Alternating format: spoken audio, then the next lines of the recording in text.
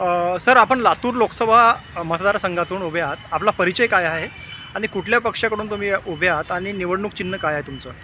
नमस्कार. मी शंकर भाऊ हरी तडाखे.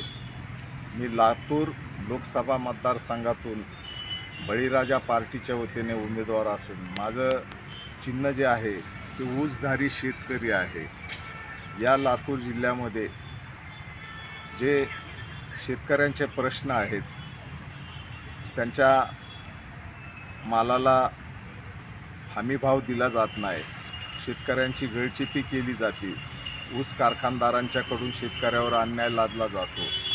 या ठिकाणी असलेल्या 43 मराठा तरुणांनी आत्महत्या केलेल्या आहेत. अनेक शेतकऱ्यांनी कर्जबाजारीपणाला त्रासून आत्महत्या फाशी घेतलेली आहे. तसेच या जिल्ह्यामध्ये अनुसूचित जाती जमाती दलित बांधवांच्यावर अत्यंत निर्गुणपणे त्यांना पेट्रोल टाकून जाळून मारून टाकलं जात आहे. अशा भयंकर अशा घटना घडत आहेत. या ठिकाणी असलेला मुस्लिम समाज, ख्रिश्चन समाज, या समाजाला समतेचा न्याय दिला जात नाही. त्यांना दुजाभाव करून या ठिकाणी बाजूला सारलं जातं. डॉक्टर बाबासाहेब आंबेडकरांनी दिलेल्या संविधानाप्रमाणे इथे असलेल्या भारतीय नागरिकाला, प्रत्येकाला हा समतेचा न्याय मिळाला पाहिजे. या ठिकाणी असलेला बेरोजगारीचा प्रश्न मिटला पाहिजे. हे अनेक प्रश्न घेऊन मी आज या ठिकाणी लातूर लोकसभेची निवडणूक लढवित आहे. माझं लातूर लोकसभेत असलेल्या मतदार बांधवांना एक जाहीरपणे आव्हान आहे.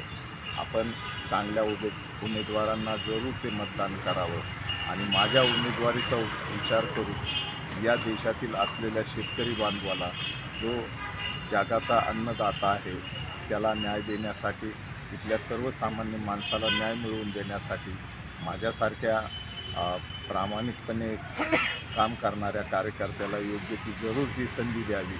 आपण विचारपूर्वक संधी द्याल हीच अपेक्षा ठेवून मी आपल्याकडे. बरं, तुम्ही मराठा आरक्षणाचा मुद्दा जो आहे तो मांडला आहे आणि मराठा आरक्षणाच्या मुद्द्यामध्ये तुमचा असा आरोप आहे का की किंवा तुमचं असं मत आहे का की राज्य शासनाने मराठा समाजासोबत एक ज्या पद्धतीने न्याय द्यायला पाहिजे तो न्याय दिला नाही आणि काहीतरी वेळकाढूपणा केली आहे? अगदीच संविधानामध्ये तुम्ही अनेक बदल करू शकता. इथं असलेल्या शेतकऱ्याला तो मागत असलेला न्याय तो तुम्ही देऊ शकत नाही. समतेचं तुम्ही सूत्र संविधानाचं पाळलं जात नाही. मराठा आरक्षणाचा विषय आल्यानंतर जर संविधानामध्ये काय बदल करून जर मराठा बांधवांना तुम्ही जर आरक्षण देऊ केलं असतं तर निश्चितच बरं झालं असतं, त्यांचीही प्रगती झाली असती. त्याचबरोबर अनुसूचित जाती जमातीतल्या लोकांना ज्याप्रमाणे 59 जातीला न्याय आहे, त्याप्रमाणे ख्रिश्चन बांधव जो ब्रिटिशांच्या काळात तो ख्रिश्चन झालेला आहे, धर्मांतरित झालेला आहे, त्यांना या अनुसूचित जाती जमातीला मिळणाऱ्या आरक्षणाप्रमाणे त्यांनाही न्याय द्यायला काय हरकत नाही ना. मुस्लिम बांधवांना जसं या ठिकाणी तुम्ही समतेचा न्याय द्यायला पाहिजे संविधानाप्रमाणे, तो देण्याऐवजी त्यांना अल्पसंख्याक म्हणून तुम्ही बाजूला ठेवत आहात, ही चुकीची गोष्ट आहे. मग मराठा समाजाच्या बाबतीत तुम्ही जो दुटप्पी धोरण ठेवत आहात हे साफ चुकीचं आहे. संविधानामध्ये योग्य ते बदल करून तुम्ही मराठा समाजाला आरक्षण का देऊ शकत नाही? ते देऊ शकता, पण देण्याची राज्यकर्त्यांची मानसिकता नाही आहे. म्हणून भविष्यामध्ये हा एक प्रश्न घेऊन मी या ठिकाणी लढण्याचा प्रयत्न करतो. बरं, तुम्ही आरक्षणाच्या वर्गीकरणाचा मुद्दा मांडला आहे. राज्य शासनाने याकडे सकारात्मक भूमिका घेतली तरी पण अजून याच्यावरती काही निर्णय झाला नाही. तुम्ही तुमच्या घोषणापत्रामध्ये वर्गीकरणाचा मुद्दा मांडला आहे. आरक्षणाच्या वर्गीकरणासंदर्भात तुमचं या निमित्ताने काय मत आहे किंवा काय आरोप आहे? अनुसूचित जाती जमातीमध्ये ज्या 59 जाती आहेत त्यांना आरक्षण वर्गीकरण त्यांच्या लोकसंख्येच्या प्रमाणात त्यांचं आरक्षण त्यांना मिळालंच पाहिजे. शेजारचं राष्ट्र कर्नाटक, तिथं अबकडं आरक्षण वर्गीकरण केलं जातं आणि महाराष्ट्रात होत नाही. वनआरटीची स्थापना महाराष्ट्रात होते, पण आरटीची स्थापना गेल्या अनेक वर्षापासून मातंग समाज करतो, ती आरटीची स्थापना होत नाही. हेच दुर्दैव म्हणावं लागेल आमच्या राज्यकर्त्यांचं. बरं, तुमचे इथले स्थानिक मुद्दे जे आहेत, असं म्हटलं जातं की इथे एक मोठा प्रोजेक्ट आला होता, परंतु स्थानिकांना इथे नोकरी न देता बाहेरच्यांना नोकऱ्या देण्यात आल्या होत्या, रेल्वेच्या बोगीचा प्रोजेक्ट. तुम्ही याच्याकडे कसं बघता? अगदी बरोबर आहे. तर स्थानिक रहिवासी जो आहे, लातूरचा जो तरुण आहे, त्यालाच तो रोजगार मिळाला पाहिजे. आज UP, बिहार आणि परप्रांतातून येणाऱ्या लोकांना जर इथं तुम्ही नोकऱ्या देऊन जर आमच्या इथला रोजगार हिसकावत असाल तर ते निंदनीय आहे. या गोष्टीचा मी निषेध करतो. बरं, इथले जे तुम्ही MSPबद्दल बोलला आहात, मिनिमम प्राईस ज्याच्यासाठी शेतकऱ्यांनी खूप मोठं आंदोलन दिल्लीमध्ये केलं होतं आणि साधारणतः 2-2.5 वर्ष आंदोलन चाललं. असं म्हटलं जातं की 400 ते 500 शेतकऱ्यांचं शहीद झालं त्याच्यामध्ये. तरी पण राज्य शासनाने किंवा केंद्र शासनाने MSPकडे फारसं काही गांभीर्याने बघितलं नाही. तुम्ही याच्याकडे कसं बघता? महाराष्ट्रातल्या लातूरमधला जो शेतकरी आहे, इथली जी जमीन आहे ही काळी जमीन आहे. इथं जे उत्पन्न निघतं, मी लातूरच्या संदर्भातच बोलेन, इथं जे उत्पन्न निघतं त्याला जागतिक बाजारपेठेमध्ये खूप मोठी प्रचंड अशी मागणी आहे, भाव आहे. परंतु इथल्या शेतकऱ्याच्या मालाला योग्य भाव दिला जात नाही.